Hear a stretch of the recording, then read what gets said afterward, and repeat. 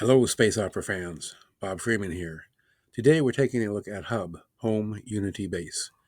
At this point in time, during the early colonization of the inner main belt, HuB's engineers had 4 boost cannons up and running. Each burst sends a solar sail ship accelerating along its path. There was a finite distance where the laser beam was still bright enough to read by, but lacked punch to justify the expense of the power source.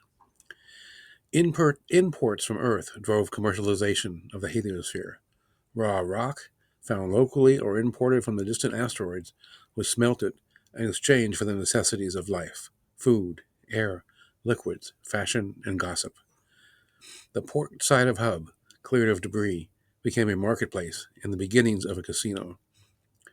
A few imported mechanical slot machines, zero-G roulette, and craps tables were spaced around the central area. Tables covered with magnetic plasticine were the primary gambling stations, places for poker and other card games. The miners had a serious distrust of biogel-controlled or electronic gambling machines. They used biogels on a daily basis and knew how quirky they could be. Face-to-face against other sentients, be they human, simian, canine, or the rare octopus gambler, was what they wanted in the proto-casino. HuB was a near-perfect rock: gambling, liquids, food. What more could a visiting miner or solar sailor want? Side tunnels supplied access to the other, less savory entertainment modes found anywhere booze, cards, and sentience hung out. Herrero looked over the HuB sharp horizon as sunrise flashed into existence. The weak sun turned on like a light switch, flipping void black to not black, leaving deep shadows behind every bump on the rock. HuB was partially covered with solar cells and ammonia generators, the sun a distant bright object.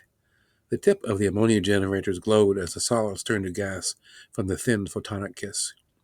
Herrero could feel the vibration of thousands of generators spinning up, a low hum he could feel through his boots. He thought, at least the solar cells don't make any noise. Maybe it's time to return to deep space. It would be quieter. Solar sail cargo ships flitted like moths in the distance, waiting for a spot to open up on the landing pad. The asteroid spun at its regular pace, and a laser cannon ramped up, highlighting a cargo ship anxious to be on its way. The red beam sent the ship outward, its kilometer-wide sail matching the laser's color. The reflected light dimmed as it moved deeper into the void.